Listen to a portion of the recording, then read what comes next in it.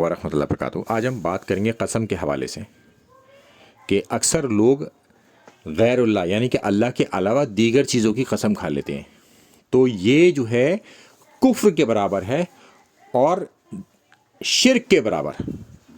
یہ دونوں الفاظ آپ کو حدیث کی ٹرم میں مل جائیں گے، کفر اور شرک، کیونکہ اکثر یہ بے احتیاطی سب لوگوں سے ہو جاتی ہے، تو اس لیے اس پر دھیان دلانا سب کا بہت ضروری ہوتا ہے۔ اور کچھ لوگ تو اپنے بازار میں جاتے ہیں اور بازار میں قسمیں کھاتے ہیں اپنے سامان کے حوالے سے، یا اپنے بچوں کی قسمیں کھاتے ہیں، یا خانہ کعبہ کی طرف ہاتھ کر کے کہتے ہیں کہ میں قسم کھاتا ہوں۔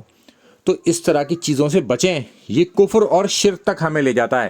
اللہ کے رسول صلی اللہ علیہ وسلم کے سامنے ایک شخص نے خانہ کعبہ کی قسم کھائی، تو اللہ کے رسول صلی اللہ علیہ وسلم نے فرمایا کہ غیر اللہ یعنی کہ اللہ کے علاوہ کسی کی قسم نہ کھاؤ، یعنی کہ کسی نے اگر قسم اٹھائی ہے تو وہ ایسا جیسے کہ اس نے کفر کیا، وہ ایسا کہ جیسے اس نے شرک کیا۔ اس حدیث میں دونوں الفاظ موجود ہیں، کفر اور شرک۔ پھر اس کے آگے ہم چلتے ہیں، اللہ کے رسول صلی اللہ علیہ وسلم نے مشکات المصابیح کی حدیث ہے، فرمایا کہ جس نے اللہ کے علاوہ کسی کی قسم اٹھائی اس نے شرک کیا۔ بالکل واضح الفاظ، کوئی شک شبے کی بات ہی نہیں، حدیث کا اسٹیٹس بالکل ٹھیک۔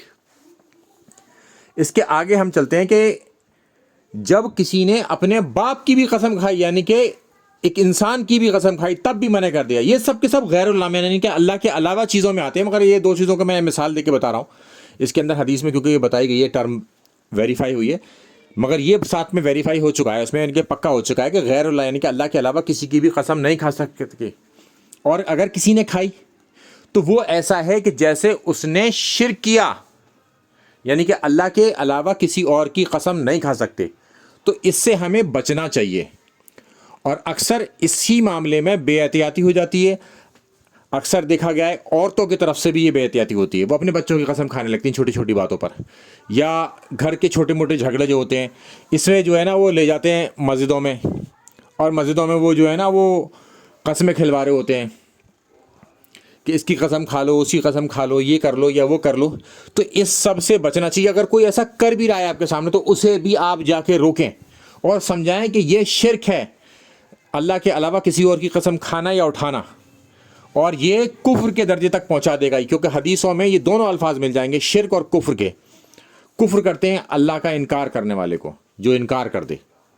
جب اللہ تعالیٰ کی طرف سے یہ ہدایت آ چکی تو اب ہمیں اس بات کو ماننا ہوگا، اور ہم بھی بچیں اور اپنے ساتھیوں تک بھی یہ بات پہنچائیں، وہ بھی بچیں، اور ہمارے سامنے کوئی اس طرح کا معاملہ بھی ہو رہا ہو تو اسے روکیں اور سمجھائیں، کیونکہ اکثر لوگوں کو یہ بات پتہ ہی نہیں ہوتی۔ السلام علیکم ورحمۃ اللہ وبرکاتہ۔